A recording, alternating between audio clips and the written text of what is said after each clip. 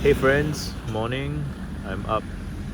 Didn't sleep well last night, so I decided to get out of bed. I'm gonna get some food and then I'm gonna shower and get back in bed probably.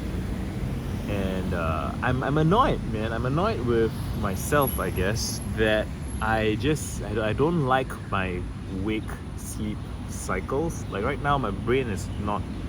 I'm tired, but I'm not sleepy, or I'm tired. I'm sleepy and I'm hungry. I don't know what it is, but I can't seem to sleep well.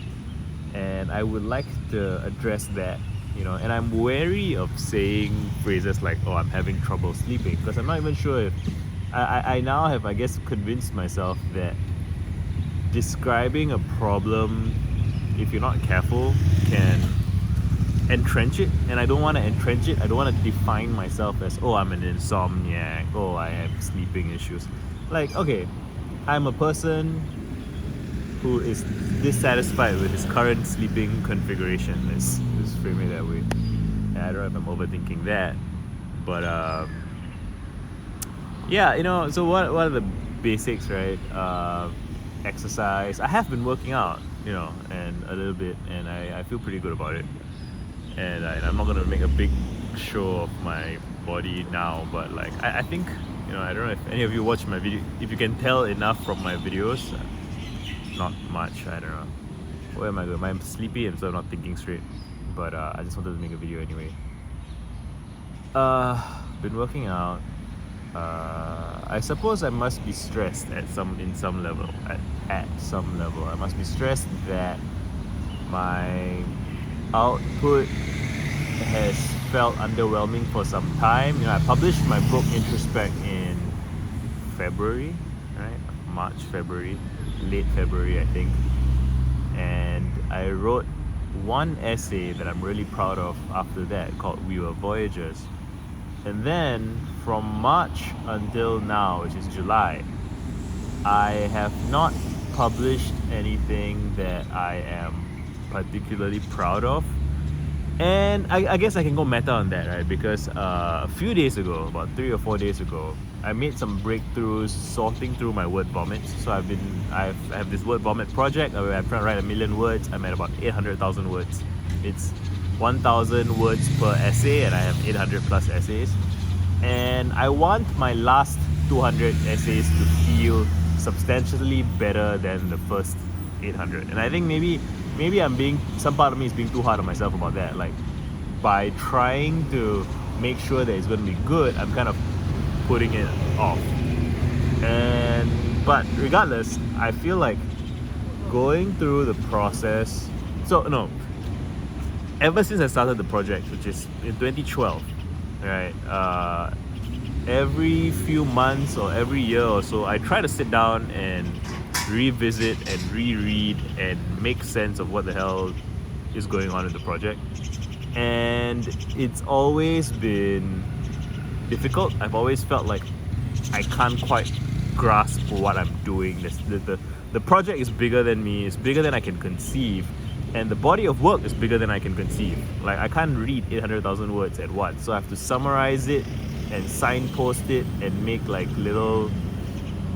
It's effectively a library at this point. It's a library of essays, and I have to, how are you going to manage a library of anything? Even if you have 800 books, how are you going to organize your books?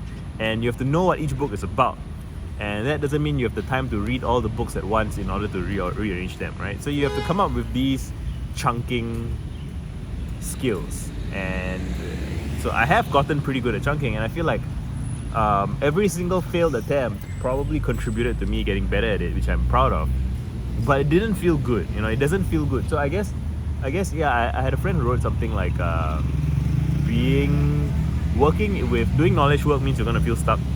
And yeah, I feel fucking stuck all the time, and I try to make my peace with it, and being okay with it, and realizing that, the glorious feelings of getting unstuck, while glorious, do I want to live my life such that I'm miserably stuck all the time? And no, I know.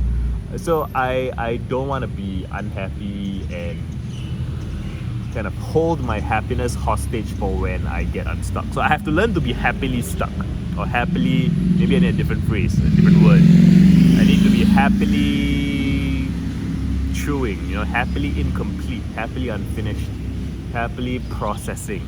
Right, that's what I guess I'm working up to. And yeah, I think if I could really be happy with processing, then I could probably sleep better, right? But yeah, I'm in other videos I've made about like having a family, growing up in a family business, and like work's never done, and so I never saw my parents like really relaxed. They were always stressing all the time, and I think, so there's two parts. I say there's pros and cons to it. The pros is they didn't let anybody else control their fate, their destiny. Like they were in charge of their lives, and if they wanted more money, they went out and got it, right? Like and they were independent and autonomous, and I inherited that, which is great.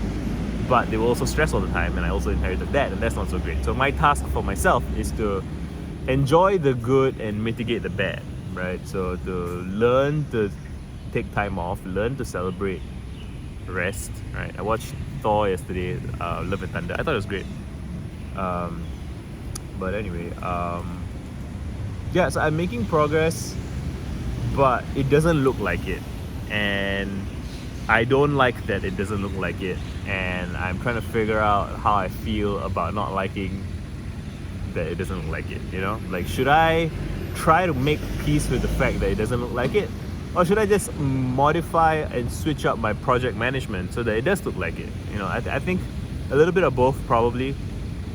But yeah, that's a difficult thing that I just described. As in, the thing that I just described is difficult to explain when I am thinking about it in the abstract instead of describing my problems. So when I'm describing my problems, I accidentally, inadvertently, unintentionally describe it well, right? So I just said, let me just run through that again. I am working on a large writing project, yay. It's difficult to make sense of, not yay.